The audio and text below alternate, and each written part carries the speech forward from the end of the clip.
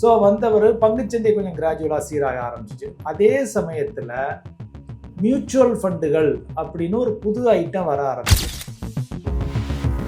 மாதம் மக்கள் வந்து 500, 1000, 100 ரூபா 200 ரூபா போட்டு சேமிக்கிறது வந்து 31,000 கோடிக்கும் மேலே. அப்போ போய் நான் பங்குச்சந்தையில் யாரோ சொல்கிறாங்கன்னு 2 ஸ்டாக்கை வாங்குவாங்க. வாங்கிட்டு அது காணாமல் போயிடும், அந்த கம்பெனியே காணாமல் போயிடும், நிறுவனம் காணாமல் போகலாம். Mutual fund. ஆனால் நீங்கள் சொல்கிறீங்க ஷேர் மார்க்கெட்டை விட மியூச்சுவல் ஃபண்டு பெஸ்ட்டுன்னு இருக்கு. அப்போனா கோல்டு பெரிய லெவலில் இன்வெஸ்ட்மெண்ட். இப்போ நீங்கள் இடம்னு சொல்கிறீங்க, ரியல் எஸ்டேட். ஆமாம், ரியல் எஸ்டேட்டு ஒரே இடத்த 2 பேருக்கு விற்கிறாங்க, டபுள் டாக்குமெண்டேஷன். ஒரு சில ஃபண்டுகளில் 1 லட்ச ரூபா போட்டது இப்போ 4.25 கோடியா இருக்கு. இது மாதிரி எல்லா ஃபண்டும் வெவ்வேறு வகையாக இருக்குது. பட் மிக அதிகமான முதலீட்டு தொகை இந்த எஸ்ஐபி வருதுன்னு சொல்கிறலாம், மாதம் இதெல்லாம் அதிகமாக வர்றது பங்கு சார்ந்ததில் தான். ஏன்னா ஸோ இது 2யும் வந்து முதலீட்டுக்கு வருவதற்கு முன் எல்லாருமே கட்டாயம் செய்ய வேண்டிய ஒரு இது.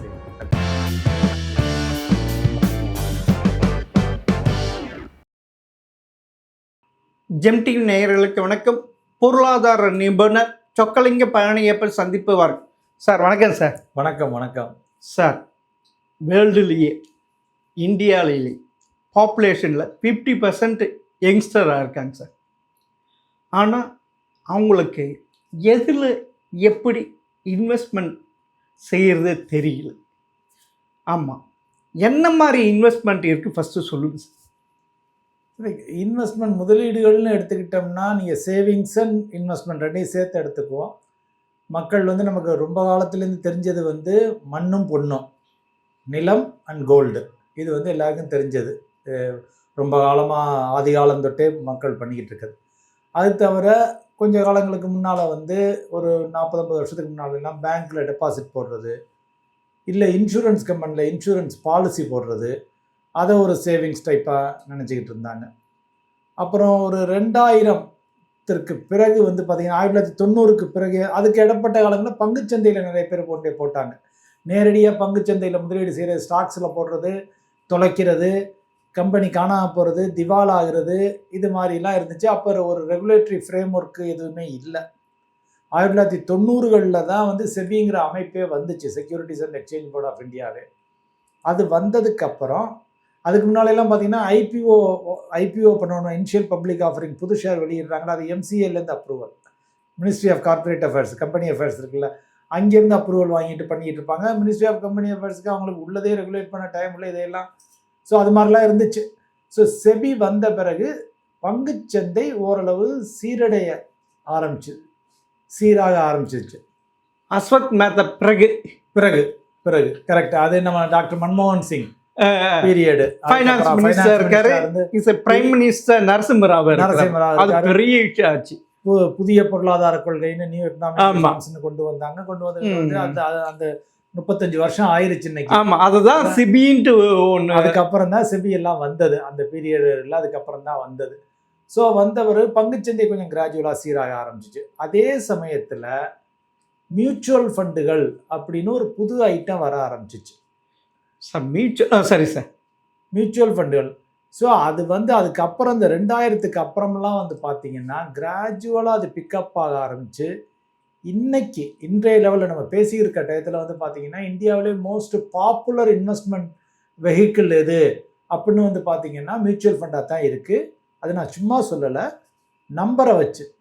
மாதம் மக்கள் வந்து 500, 1000, 100 ரூபா 200 ரூபா போட்டு சேமிக்கிறது வந்து 31,000 கோடிக்கும் மேலே. மாதம் ஆல் ஓவர் இந்தியா சின்ன தொகையாக 99 ரூபா 200 ரூபா 500, 1000, 2000, 10,000 மாதம் சேமிச்சுக்கிட்டு இருக்காங்க. எஸ்ஐபின்னு சொல்லி சிஸ்டமேட்டிக் இன்வெஸ்ட்மெண்ட் அதில் போட்டுக்கிட்டு இருக்கிறது மாதம் 31,000 கோடி ரெயின் ஆர் ஷைன் மியூச்சுவல் ஃபண்டுகள் மூலம் பெருவாரியான பணம் இதில் வந்து பங்குச்சந்தைக்கு செல்கிறது.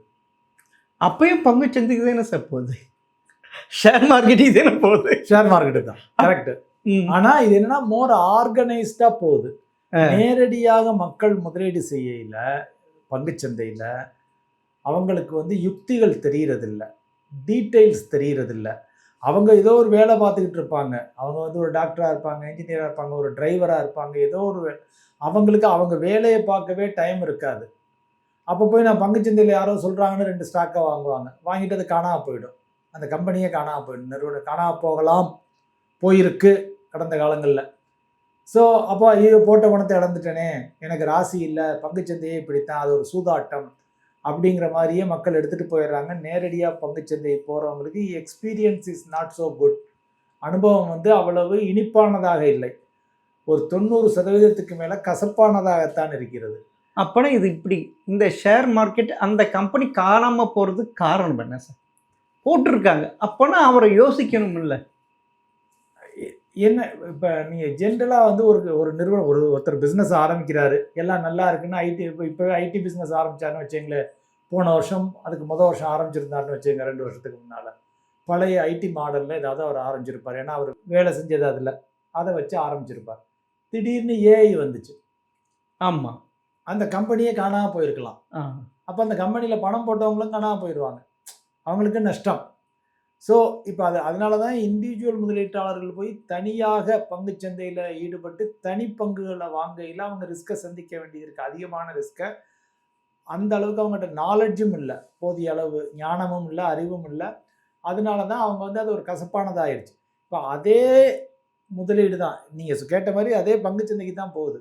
பங்குச் சந்தைக்கு போறத ஒரு மியூச்சுவல் ஃபண்ட் ரூட் மூலம் போனாங்கன்னா, மோர் ஆர்கனைஸ்டா, மோர் டிசிப்ளின்டா, எக்ஸ்பர்ட்ஸ் மூலம் அங்கேயே முதலீடு செய்யப்படுது. அதுக்கு அக்கவுண்டபிலிட்டி இருக்கு. செபிங்கிற ஒரு அமைப்பு அவங்கள கண்காணிக்கிறாங்க. ப்ராப்பரா அவங்க அதுக்கு சிஇஓன்னு இருக்காங்க. ரிஸ்க் மேனேஜ்மென்ட் டீம்னு இருக்கு. ஃபண்ட் மேனேஜ்மென்ட் டீம்னு இருக்கு. ரெகுலேட்டரி டீம்னு இருக்கு. Sales team. ஸோ இவ்வளவு அமைப்புகள வச்சு 2000, 3000 பேர போட்டு அங்கே வேலை பார்த்து, அத முதலீட வந்து சரியான முறையில செஞ்சு நிறுவனங்களோட ஏன்னா நான் ஒரு 100 ஷேர் வாங்குறேன்னு வச்சுக்கங்களேன், நான் போய் இன்ஃபோசிஸ் சிஇஓட்ட பேச முடியாது. ஆமாங்க சார். அவர் ஒவ்வொரு எத்தனை பேர் பேசுவார்? அதெல்லாம் கிடையாது. வேணும்னா வாங்கிக்கங்க, இல்லாட்டி வித்துருங்க. இப்போ இதே இது மியூச்சுவல் ஃபண்டுகள் போய் ஒரு நிறுவனத்தில சிஇஓ நாங்க பார்க்கணும்னு கேட்டாங்கன்னா, அவங்க ஆமோதிப்பாங்க. ஏன்னா மியூச்சுவல் ஃபண்ட் அந்த கம்பெனில போட்டாங்கன்னா 300 கோடி, 500 கோடி, 1000 கோடின்னு போடுவாங்க. எல்லாத்தையும் கலெக்ட் பண்ணி. ஸோ இது வந்து ஒரு pooled vehicle. Pooling of funds from investors. சின்ன இன்வெஸ்டர்ஸ்ட்டேருந்து கொஞ்சம் கொஞ்சம் தொகையை அக்யூமுலேட் பண்ணி அவங்க போய் மார்க்கெட்டில் மொத்தமாக முதலீடு செய்கிறாங்க. அதில் வந்து சோஃபார் நல்ல சக்ஸஸ்ஃபுல்லாக பீப்புளுக்கு வந்து நல்ல ஒரு குட் எக்ஸ்பீரியன்ஸ் இருக்குது. அதுதான் முக்கியம். மியூச்சுவல் ஃபண்டில் எக்ஸ்பீரியன்ஸ் தான் முக்கியம். நீங்கள் வந்து இப்போ நீங்கள் ஒரு இடத்துக்கு சாப்பிட போகிறீங்க, அவன் ரேட் அதிகமாக போட்டான்னா கூட அட்மாஸ்பியர் எப்படி இருக்குது, போன எக்ஸ்பீரியன்ஸ் எப்படி இருக்குது, இந்த இப்போ உலகம். ஸோ இப்போ அதே மாதிரி இப்போ மக்கள் வந்து கஷ்டப்படாமல் பணம் சம்பாதிக்கணும்னா மியூச்சுவல் ஃபண்டு. ஆனால் நீங்கள் சொல்கிறீங்க ஷேர் மார்க்கெட்டை விட மியூச்சுவல் ஃபண்டு பெஸ்ட்டுன்னு இருக்கீங்க. அப்போனா கோல்டு பெரிய லெவலில் இன்வெஸ்ட்மெண்ட் இல்லையா? ரியல் எஸ்டேட்டு இன்வெஸ்ட்மெண்ட் இல்லையா? அதில் நீங்கள் இப்படிலாம் இருக்குல்ல. இல்லை, இது எல்லாமே நல்ல முதலீடுகள் தான். இப்போ நம்ம என்ன பார்க்குறோம் அப்படின்னா, ஒரு முதலீடுன்னு எடுத்துக்கிட்டோம்னா, இப்போ அதாவது இருக்கிறதுக்கு வீடு வேணும். ஆமாம் சார். அது கட்டாயம். அதில் கொஷினே கிடையாது. ஆமாம். இன்னும் ஸோ ரொட்டி கப்படா மக்கான்ங்கிற மாதிரி உணவு, உடை, இருப்பிடம் இது 3 முக்கியம். அதில் கொஷினே கிடையாது. இருக்கிறதுக்கு தாராளமாக எவ்வளோ பணத்தை வேணாலும் போட்டு வீடு வாங்கிக்கோங்க. அது பிரச்சனை இல்லை. ட்ரெஸ்ஸு நல்லா பண்ணிக்கோங்க. உணவு வேணுங்கிற அளவு சாப்பிடணும். இது போக மிஞ்சினதை தான் நம்ம சர்ப்ளஸ்ங்கிறோம், உபரிங்கிறோம், நம்ம சம்பாதிக்கிறதில்ல. ஸோ அந்த உபரியத்தான் இப்போ எங்கே முதலீடு செய்கிறது, எப்படி முதலீடு செய்கிறது? ஆமாம். ஆனால் நீங்கள் வந்து ஷேர் விட மியூச்சுவல் ஃபண்டு பெஸ்ட்டுன்றீங்க. நான் இதெல்லாம் சொன்னேன், கோல்டு சொன்னேன், ரியல் எஸ்டேட் சொன்னேன். இப்படி நம்மளுடைய கலாச்சார பிறகு கோல்டில் இன்வெஸ்ட்மெண்ட் பண்ணுறது, வீட்டு வாங்கிறது, நிலம் வாங்கிறது, அப்படி தான் போயிட்டு இருக்கு. இது வந்து எங்களுக்கு வந்து எந்த விதமான பாதுகாப்பு இல்லை, எதுவும் இல்லை, இப்படின்ட்டு ஒரு இது இருக்குது மியூச்சுவல் ஃபண்டு. சார் இது விட அதிகமான ப்ராஃபிட் தருமா மியூச்சுவல் ஃபண்ட்? ஃபஸ்ட்டு ப்ராஃபிட் விட நீங்கள் ஒரு வார்த்தை சொன்னீங்க, பாதுகாப்பானது. நீங்கள் பாதுகாப்பானதுன்னா நீங்கள் கோல்டு பாதுகாப்பு இருக்கு, ரியல் எஸ்டேட் பாதுகாப்பு இருக்கு. வீடு நிலமெல்லாம் பாதுகாப்பான இருக்குது. எங்க ஓடி போடுவது, எவனை திருடி போக முடியாது, எதுவும் பண்ண முடியாது. நீங்க போர்ஜரி வேணா பண்ணலாம். நீங்க வாங்கின கோல்டே உண்மையான கோல்டானு தெரியாது.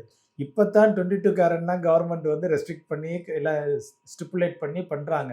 ஒரு காலத்துல நீங்க வாங்கினது 22 கேரட்னு விற்பாங்க. ஆனா 18 கேரட்டா இருக்கும், 17 கேரட்டா இருக்கும். இன்னும் பழைய காலத்து. ஆமாம். ரெண்டாவது நீங்கள் கோல்டை வந்து வீட்டில் வச்சிருக்க முடியாது, உங்கள் உயிருக்கே ஆபத்து. ஸோ அதை கொண்டு போய் லாக்கரில் வைக்கணும், கோல்டு ஆர்னமெண்ட்டாக வச்சுருந்தீங்கன்னா. மூன்றாவது வந்து பார்த்தீங்கன்னா, இப்போ நீங்கள் இடம்னு சொல்கிறீங்க, ரியல் எஸ்டேட். ஆமாம், ரியல் எஸ்டேட்டு ஒரே இடத்த 2 பேருக்கு விற்கிறாங்க, டபுள் டாக்குமெண்டேஷன்.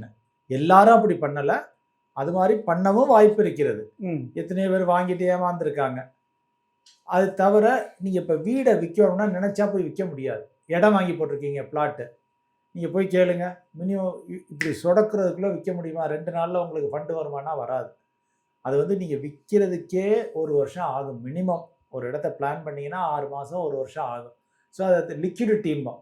நினச்ச போது விற்க முடிகிறது, வாங்க முடிகிறது தான் லிக்விடிட்டின்னு சொல்கிறோம். ஸோ ரியல் எஸ்டேட்டில் வந்து அந்த லிக்விடிட்டி கம்மி.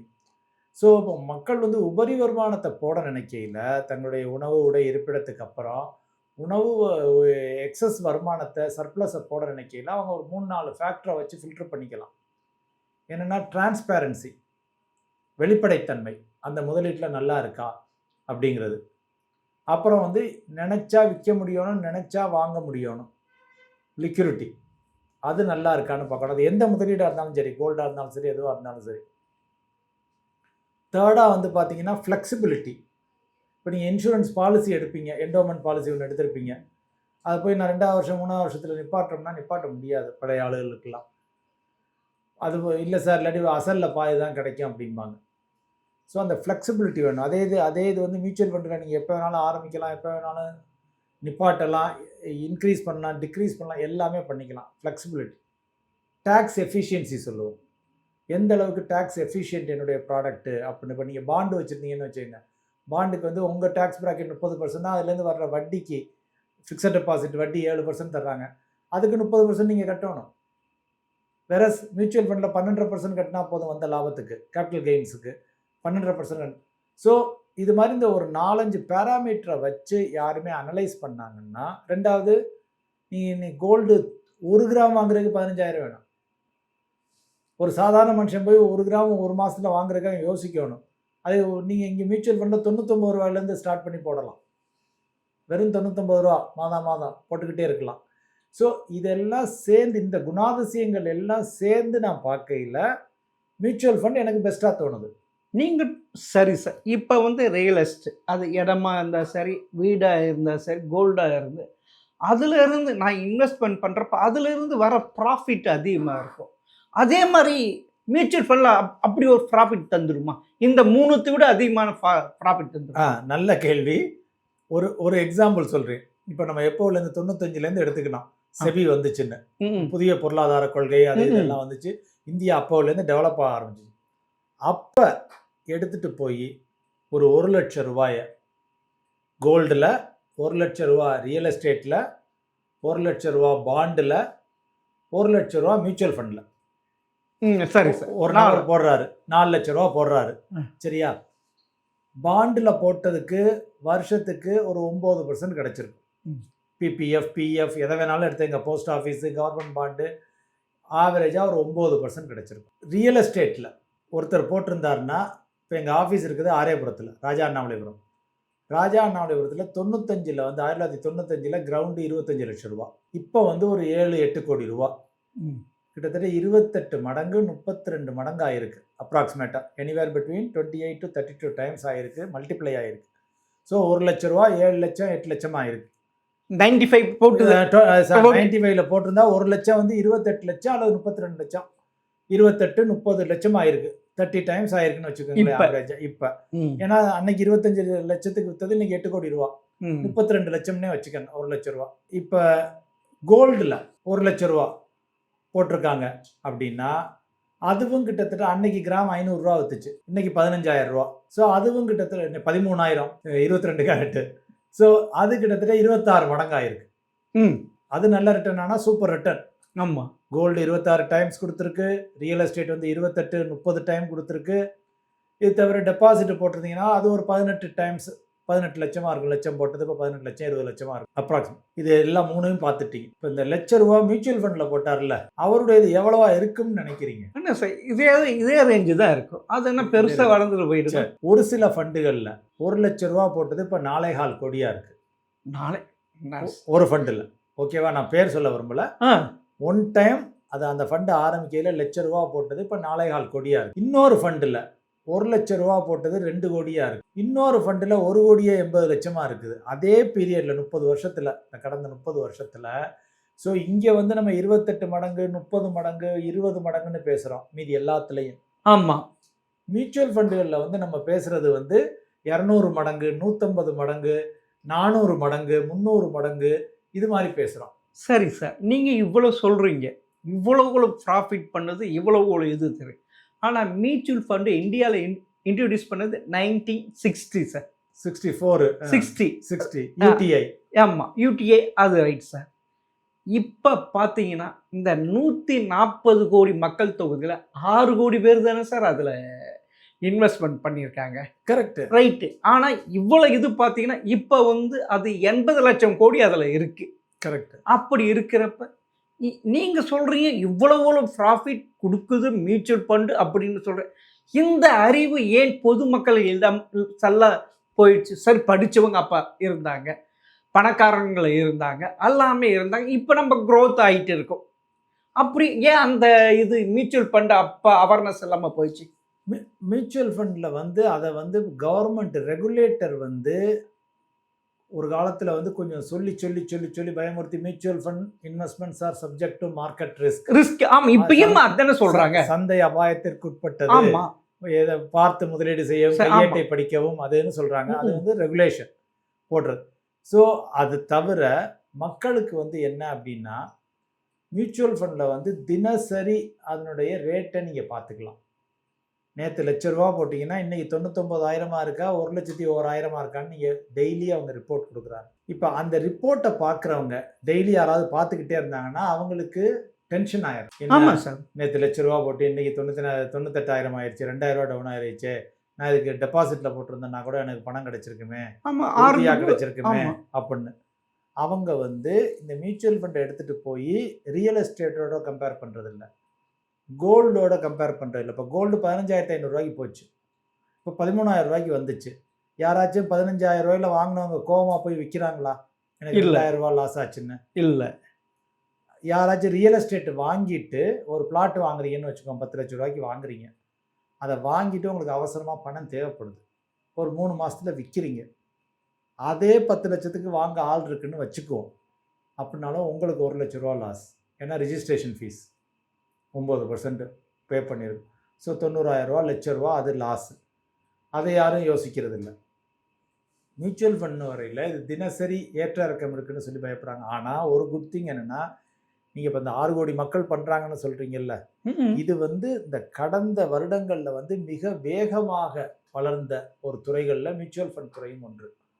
இன்னைக்கு உள்ள மொமெண்டம் வந்து பார்த்தீங்கன்னா ரொம்ப ஹையாக இருக்குது. இன்றைக்கி வந்து சில்லறை முதலீட்டாளர்கள் வந்து மியூச்சுவல் ஃபண்ட் நோக்கி வர்றது ரொம்ப அபரீதமாயிருச்சு, அதிகமாகிடுச்சு. அவங்க என்னென்னா வீடெல்லாம் விற்றுட்டு வந்து கொண்டாந்து போடுறாங்க, கோல்டை விற்றுட்டு போடுறாங்க. சார் என்கிட்ட 4-5 பிளாட் வச்சுருக்கேன், எனக்கு இருக்க வீடு இருக்குது, போதும் 1-2 வச்சுக்கிறேன், இதை வச்சு என்னால் மேனேஜ் பண்ண முடியல, இங்கே மியூச்சுவல் ஃபண்டில் போட்டோன்னா நிம்மதியாக இருக்குது, நான் கவலைப்பட வேண்டாம், பக்காவாக இருக்குது, நாளைக்கு திரும்ப என்னுடைய குழந்தைகளுக்கு போகிறதுக்கு பிரச்சனை இல்லாமல் இருக்குது, நான் வெளிநாட்டில் இருக்கிறேன், நான் அமெரிக்காவில் இருக்கிறேன், இல்லை வேறு எங்கேயாவது இருக்கிறேன், திருப்பி என்னுடைய நாமினிக்கு போகிறதுக்கு இது ஈஸியாக இருக்குது, ஈஸியாக ட்ரான்ஸ்ஃபர் பண்ணி அவங்க எடுத்துகிட்டு போகிற மாதிரி இருக்குது, வீடு சொத்துக்களை கொடுத்தா கூட விற்கிறது. ஸோ இப்போ அது தவிர இப்போ மாத வருமானம் வயசானவங்களுக்கு, இப்போ பிளாட்டை வச்சுருந்தீங்கன்னு வச்சுக்கோங்க, அவங்க மாத வருமானம் அதில் ஏற்படுத்த முடியாது. மியூச்சுவல் ஃபண்டுகளில் சிஸ்டமேட்டிக் வித்ட்ராவல் பிளான் இருக்குது, அது மூலம் நீங்கள் மாத வருமானம் எடுத்துக்கலாம், பென்ஷன் மாதிரி. ஸோ இது மாதிரி மல்டிபிள் ஆப்ஷன் வரவும், நான் ஏற்கனவே சொன்ன மாதிரி இன்றைக்கி மாதம் முதலீட்டு தொகை வந்து கிட்டத்தட்ட 31,000 கோடி வருது. ஸோ வருஷத்துக்கு 3,60,000 கோடி, 3,70,000 கோடி வருது மியூச்சுவல் ஃபண்டில் மாதம் போடுறது மட்டும். இது போக பல்காக அப்பப்போ மொத்தமாக போடுறவங்க இருக்காங்க, அதெல்லாம் வேறு தனியாக இருக்குது. ஸோ மியூச்சுவல் ஃபண்டுகளில் பங்குச்சந்தை சார்ந்தது மட்டுமல்ல, மியூச்சுவல் ஃபண்டுகளில் இன்னும் வேறு ஐட்டங்களும் இருக்குது. ஆனால் சில்லறை முதலீட்டாளர்கள் அதிகமாக முதலீடு செய்வது பங்கு சார்ந்த மியூச்சுவல் ஃபண்டுகளில் தான். இது தவிர கடன் பத்திரம் சார்ந்த மியூச்சுவல் ஃபண்டு இருக்குது, வெளிநாட்டு மியூச்சுவல் ஃபண்டுகள் இருக்கின்றன, கோல்டு ஃபண்டு இருக்குது, சில்வர் ஃபண்டு இருக்குது, இது மாதிரி எல்லா ஃபண்டு வெவ்வேறு வகையாக இருக்குது. பட் மிக அதிகமான முதலீட்டு தொகை இந்த எஸ்ஐபி வருதுன்னு சொல்கிறல மாதம் இதெல்லாம் அதிகமாக வர்றது பங்கு சார்ந்ததில் தான். ஏன்னா அங்கே தான் எனக்கு வருமானம் அதிகமாக கிடைக்க வாய்ப்புள்ளது. அப்படின்றீங்க. சரி சார், ஓகே. நீங்கள் இவ்வளவு சொல்கிறீங்க. நான் சேலரி வாங்குறேன்னா அதில் நான் எப்படி இன்வெஸ்ட்மெண்ட் பண்ணேன், அதுவும் ஒரு எனக்கு தெரியணும் இல்லை? டெஃபினட்டாக. அதாவது என்ன வந்து பார்த்தீங்கன்னா, ஒரு ஒரு சின்ன எக்ஸாம்பிள் சொல்லணும் அப்படின்னா, ஒரு ஆள் ஒரு மாதம் 45,000 சம்பளம் வாங்குறாருன்னு வச்சுக்கோ. 30,000 அவருக்கு வீட்டு செலவு போயிடுது. வீடு, அவருடைய ஓன் செலவு எல்லாமே போயிடுது 30,000. மீதி 15,000 இருக்கு இல்லையா? 15,000 வந்து அவங்க 3 பங்கா பிரிச்சுக்கணும். ஒன்று வந்து குறுகிய காலத்துக்கு, ஒன்று வந்து நடுத்தர காலத்துக்கு மீடியம் டேர்ம், இன்னொன்று லாங் டேர்ம். குறுகிய காலத்தில் என்ன வரும்? நான் சடங்குக்கு சீர் செய்யணும், நான் இங்கேருந்து மதுரை போகணும், திருச்சி போகணும், பஸ்ஸுக்கு 1000 வந்துடுது, டூர் போகணும், வாட் எவர், இது எல்லாமே இருக்குது. இதெல்லாம் குறுகிய காலத்தில் அந்த 5,000 போட்டிங்கன்னா வருஷத்துக்கு ஒரு 60,000 வரும். தேவைப்படையில் எடுத்துக்கங்க, தேவைப்படாட்டி வச்சுக்கங்க. நடுத்தர காலம், நான் ஒரு நல்ல பைக் வாங்கணும், புல்லட் வாங்கணும், அல்லது ஒரு சின்ன கார் வாங்கணும், இல்லை ஒரு வீடு வாங்கணும் இன்னும் ஒரு 4-5 வருஷத்தில், அப்படின்லாம் நினைக்கிறவங்க வந்து அந்த நடுத்தர காலத்துக்கு ஒரு மீடியம் ரிஸ்க்குள்ள ஃபண்டுகளில் போட்டுக்கணும். அது ஒரு 5,000 போட்டுக்கலாம். இன்னொரு 5,000 என்னுடைய ரிட்டையர்மெண்ட்டு, குழந்தைய கல்யாணம், காட்சி, அது இதுக்கெல்லாம் போடுறதுக்கு இன்னொரு 5,000. இது மாதிரி ஒரு 3 பங்கா பிரிச்சுக்கிட்டு இருக்கிற தொகையை, அது 3,000 கூட இருக்கலாம், 1000 பிரிச்சுக்கலாம். ஸோ அந்த தொகையை பிரிச்சுக்கிட்டு அவங்க வந்து அவங்களுடைய செலவு போக எல்லாத்தையும் இங்கே கொண்டு வந்துடணும். ஏன்னா அவசர செலவுக்கு தான் இங்கே திருப்பி ஒரு பங்கை போடுறோம் நம்ம. அதனால் அவசர செலவுக்கு நான் கையில் வச்சுக்கணும், பேங்க்கில் வச்சுக்கணுங்கிற அவசியம் கிடையாது. அவசர செலவுக்கு உள்ளதை வந்து எனி டைம் எடுக்கிற மாதிரி நம்ம போட்டுக்கிட்டுலாம். எனி டைம் எடுத்துகிட்டு இல்லை நஷ்டம் இல்லாமல் எடுத்துக்கலாம். குறைஞ்சது ஒரு 6% கிடைக்கும் இன்றைக்கி உள்ள லெவலில். அதே மாதிரி நடுத்தர காலத்துக்கும் லாங் டேர்முக்கும் போட்டுக்கிட்டாங்கன்னா, பிரித்து போட்டுக்கிட்டாங்கன்னா அவங்களுக்கு வந்து கொஞ்சம் வசதியாக இருக்கும், ரொம்ப கவலை இல்லாமையும் இருக்கலாம். நீங்கள் இப்போ கவலைன்னு சொன்னீங்கல்ல, இப்போ பார்த்தீங்கன்னா எல்லாருமே உடம்பு சரியில்லாமல் போகுது, இது ஆகுது, கடன் வாங்கல், அப்படி இருக்கிறப்ப அவங்க வந்து ஏதோ நிலத்தை வச்சு வீடு வச்சு அப்படின்ட்டு நிறைய பேர் உடம்பு அந்த மெடிக்கலுக்கே அதிகமாக செலவு பண்ணிட்டு போகிறாங்க சார். அதுக்கு ரெமெடி வேற என்ன சார்? அதுக்கு தானே சொல்கிறேன், நம்ம இன்வெஸ்ட்மெண்ட்டுன்னு யோசிக்கிறதுக்கு முன்னால் கூட, இன்வெஸ்ட்மெண்ட்டுக்கு வர்றதுக்கு முன்னால் 2 ஐட்டத்தை வந்து எல்லாருமே வந்து ஒரு கவனத்தில் எடுத்து அதை செஞ்ச பிறகு இங்கே வரணும். 2 என்ன இது சார்? 2 ஐட்டம். ஒன்று வந்து ஹெல்த் இன்சூரன்ஸு, மெடிக்ளைம் பாலிசின்னு சொல்லுவோம், அதெல்லாம் சொல்லுவோம். ஸோ ஹெல்த் இன்சூரன்ஸ் வந்து ஒரு குடும்பத்துக்கு ஒரு 5 லட்சத்துக்கோ 10 லட்சத்துக்கோ 3 லட்சத்துக்கோ என்ன வேண்டுமோ அந்த தொகைக்கு ஏற்றாற்போல், குடும்ப நபர்களுக்கு ஏற்றாற்போல் ஒரு அமௌண்ட்டுக்கு ஹெல்த் இன்சூரன்ஸ் எடுத்துடணும். அதுக்கு ப்ரீமியம் 10,000 12,000 வருஷத்துக்கு வரும், 15,000 வரும். அதை எடுத்தாச்சுன்னா அவங்களுக்கு ஹாஸ்பிட்டல் செலவை பற்றி அவங்க யோசிக்க வேண்டாம், கவலை தீர்ந்துடுது. 2வது வந்து இன்றைக்கி பெரும்பாலான குடும்பங்களில் ஒருத்தர் தான் சம்பாதிக்கிறாங்க. ஸோ அந்த கணவனோ மனைவியோ ஒரு ஆள் போகிறாங்க, இன்னொரு ஆள் வீடை பார்த்துக்கிறாங்க, குழந்தைங்கள பார்த்துக்கிறாங்க, அல்லது ஒய்ஃப் வேலைக்கு போனால் கூட கொஞ்ச நாள் ஸ்டாப் பண்ணிவிட்டு நான் குழந்தைங்கள பார்த்துக்கணும்னு சொல்லிட்டு அவங்க நின்னுடுறாங்க. இது மாதிரி பல. ஸோ அப்படிங்கிற ஒரு நபர் சம்பாத்தியத்தை தாங்கித்தான் இருக்குது. அந்த சம்பாதிக்கிற நபருக்கு நாளைக்கு ஏதாவது அசம்பாவிதம் நிகழ்ந்தால் அந்த குடும்பம் வந்து நிதி சிக்கலில் போய் மாட்டிக்கக்கூடாது, நடுத்தருக்கு வந்து கூட ஓப்பனாக சொல்கிறேன். கரெக்ட். அதுக்காக வந்து நம்ம டேர்ம் இன்சூரன்ஸ்னு லைஃப் இன்சூரன்ஸ் இருக்குது. ரொம்ப குறைவான தொகைக்கு அதிகமான இன்சூரன்ஸ் கிடைக்கும். ஒரு 50 லட்சம் ரூபாய்க்கு 8,000 10,000 எடுத்துக்கலாம். ஒரு 1 கோடி ரூபாய்க்கு 15,000 20,000 எடுத்துக்கலாம். வருஷத்துக்கு நான் சொல்கிற ப்ரீமியம். அதில் பணம் எதுவும் திரும்ப வராது. அந்த அசம்பாவிதம் நிகழ்ந்தால் அந்த இன்சூரன்ஸ் எடுத்திருக்கவர் இறந்துட்டாருன்னா, வாட் எவர் ரீசன், ஃபஸ்ட் இயருக்கு மட்டும் சூசைட் கவரேஜ் கிடையாது, செகண்ட் இயர்லேருந்து சூசைடும் கவர்டு. ஆனால் ட்ரிங்க்ஸ் போட்டிருக்கக்கூடாது, அது மட்டும். ஸோ அதுக்கப்புறம் ஏதாவது இறந்துட்டாருன்னா அந்த 50 லட்சமோ 1 கோடியோ அந்த ஃபேமிலிக்கு கிடைக்கும். அந்த ஃபேமிலி அதை எடுத்துகிட்டு போய் ஒரு டெபாசிட்டில் போட்டுட்டு அல்லது ஃபண்டில் போட்டுட்டு அதுலேருந்து மாத வருமானமாக ஒரு 40,000 50,000 அவங்க ஈஸியாக எடுத்துக்க முடியும். ஸோ இது 2ஐயும் வந்து முதலீட்டுக்கு வருவதற்கு முன் health insurance and term life insurance எல்லாருமே கட்டாயம் செய்ய வேண்டிய ஒரு இது. கட்டாயம், அது அவசியம். சரி சார், இப்போ வந்து நம்ம சேவிங்ஸ் இதில் வந்து ஷேர் மார்க்கெட்டிங், மியூச்சுவல் ஃபண்ட் 2 இது சொல்கிறீங்க. இப்போ வந்து மியூச்சுவல் ஃபண்டு பற்றி சொல்லியிருக்கீங்க. அடுத்த வாட்டி இந்த ஷேர் மார்க்கெட்டுக்கும் மியூச்சுவல் ஃபண்டுக்கும் என்ன டிஃப்ரென்ஸ், எது சேஃப்டி, எது கெயின் கொடுக்கும், எது நடுத்தெருவில் வராமல் நிற்க வைக்கும்ன்ட்டு பார்க்கலாம் சார். மிக்க நன்றி சார். நன்றி நன்றி நன்றி.